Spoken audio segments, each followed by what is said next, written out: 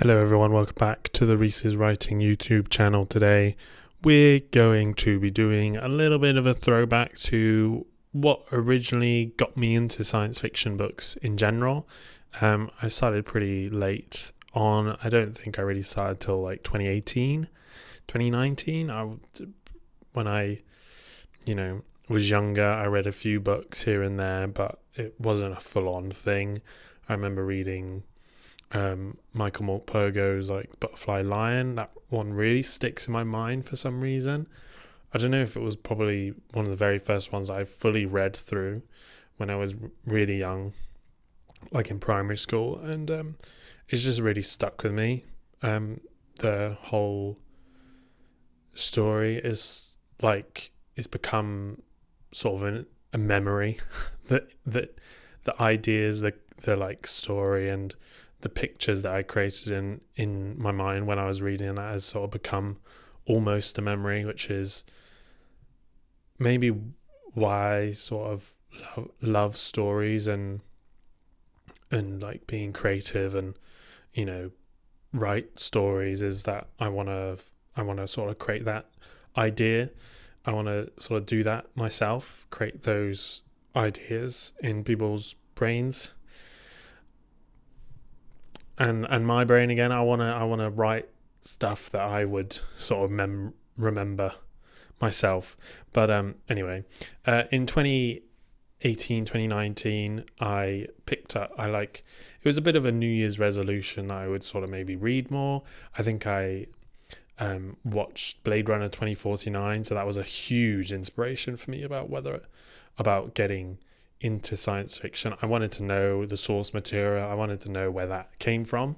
So I can't find my version of it. I'm pretty sure I sort of started with Do Androids Dream of Electric Sheep? That was sort of my first book, I think, because I really wanted to know where Blade Runner came from.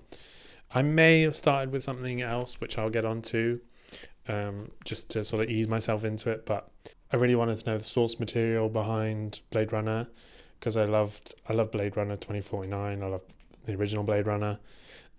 So yeah, I wanted to read some Philip K. Dick. Flow My Tears, the policeman said. Completely irrelevant. I've gone green. Why is it green? I think it's coming back now. I'm coming back to life. That was weird. I haven't even read this book. I got it recently, but I really want to get onto more Philip K. Dick. I've had up and down with PKD. I enjoyed his short stories. I read through a sort of anthology of his. Oh no, not an anthology, but a short story collection of his. I really enjoyed it. And I began my initial journey by reading Do Androids Dream of Electric Sheep. I didn't think it was like amazing, but I have very vivid memories of, yet again, like the Butterfly Lion, very vivid scenes in my head that are sort of reminiscent of the original Blade Runner, but sort of not. They're kind of intertwined. I remember where I sort of read it, things like that. It's pretty crazy what reading brings back. Like, it's a whole part of your life kind of thing. You're reading through just it throughout your life, like throughout maybe a short period of time, but it is like maybe twice or three times, like a whole week. At night you sit down and read, and that's sort of sticks with me. And it does specifically sticks with me when I was reading Do Androids Dream of Electric Sheep, and I would really love to read it again. I think now that I'm more sort of well read, I can get more of a understanding of where things are, not just in terms of Blade Runner, but in terms of Philip K. Dick and where he stands in that time, because he's a really interesting author. Really, really interesting. One of the, people sort of study him and like understand his sort of history. And that's Philip K. Dick. And this is the one that I can contemplate whether or not I read this first. I've talked about this one quite a few times in previous videos, but yeah, I think this was one of the very first books I read, getting back into it, and that is Upside Down, Nod by Adrian Barnes, and I really enjoyed my time reading this. It's not, the most amazing science fiction like ideas, or it's not the most interesting of stories. It's sort of post-apocalyptic, sort of Children of Men-esque, or those sort of post-apocalyptic type books where people can't sleep, like everyone, or mostly everyone except a very few can sleep. And it follows this man as he tries to get away from the craziness that is Vancouver. And I really enjoyed this book. It's sort of a journey, and also quite some vivid memories as well reading this. I think it's kind of ones that kind of this kind of book that made me want to read more science fiction, books that have these sort of similar ideas and things.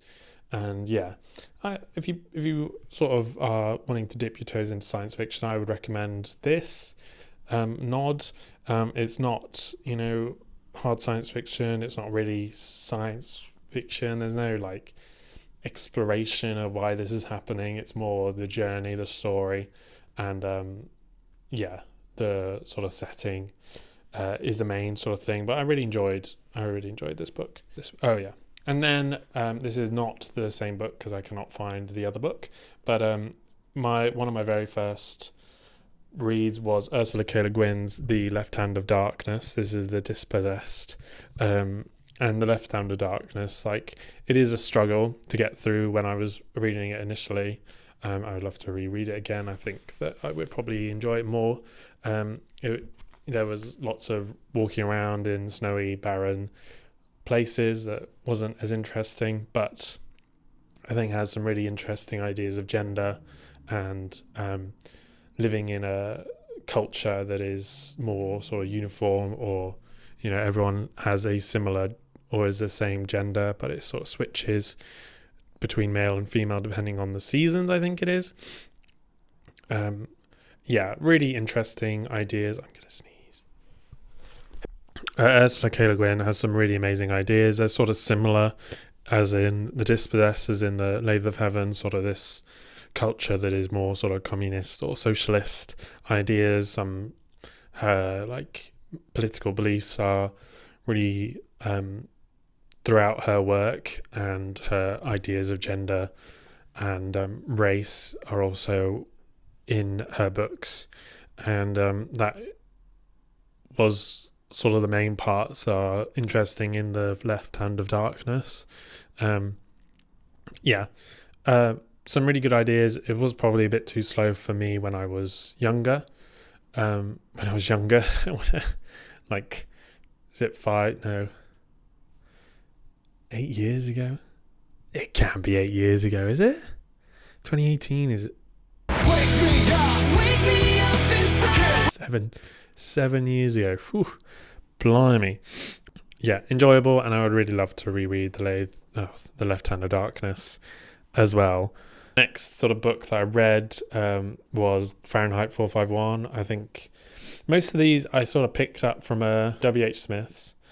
I picked up at a W.H. Smith. I just sort of went and pick up these, pick up that. I picked up The Left Hand of Darkness, I think, and Nod, and the final one in W.H. Smith. And Fahrenheit 441. I mean, I fucking love Ray Bradbury, one of my favorite authors, along with most of these actually. Like, I find his writing really engaging, really poetic and enjoyable to read. I think Fahrenheit 441 is quite an easy sort of read, but it's really interesting. It's sort of like 1984 in this dystopian world, where sort of books are being burnt. It's very similar to sort of World War II, where books were burnt books on transgender, and probably some other types of books that are sort of less, that are more political or more left leaning. as sort of bringing those to sort of more dystopian world where they burn books. They don't want books anymore. I don't really remember much about the book in general, but I would really, yet again, love to reread Fahrenheit 451. I've got a corgi version of it. I didn't find the original one, but it's like a very trade, modern version of it. And I would really love to reread it and actually get a remembrance of it. I think there was sort of vivid things. I think they're like a dog and some just maybe running away from civilization, that sort of thing. Great. Ray Bradbury's amazing, and I've read some of my favorite books are by him, and this is my favorite book of all time. That may change if I reread it, but one of the very first books that I read was Solaris by Stanislav Lem, and I fell in love with it. I think the whole ideas of memories coming back to life, or like people that you've loved and coming back and sort of embracing them for final time, and like this whole alien planet to discover and understand, it sort of melds into this one whole uniform story that I feel like melded really well together. I think I've heard previously that I think there is a part where there's a lot of context, or like people, or like the main character rifling through the sort of the biology and the geology of the planet. But I think I really enjoyed understanding more about the planet. So that I sort of really liked, and it sort of developed the story for me.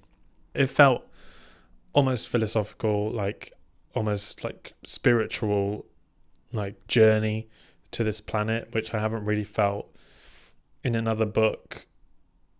Journeying to a different planet, I've never really got that from a book.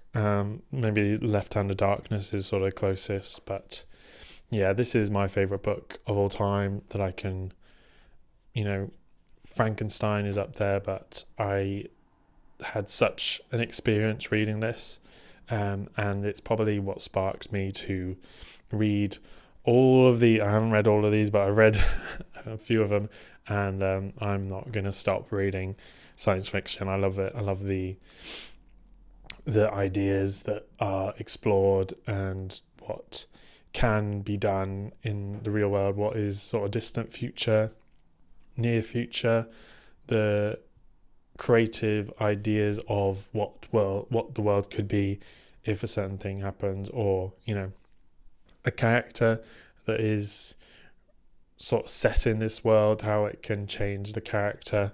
I just fell in love with science fiction, and I think it's all down to this book.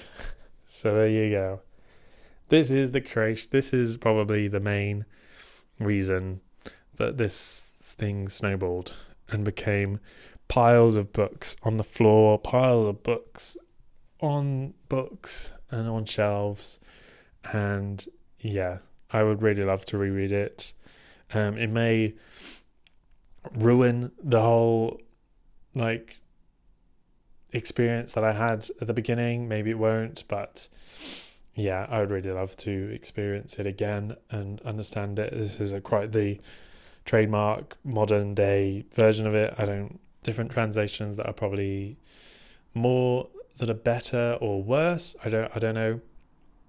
But yeah, this is sort of my favorite book of all time, and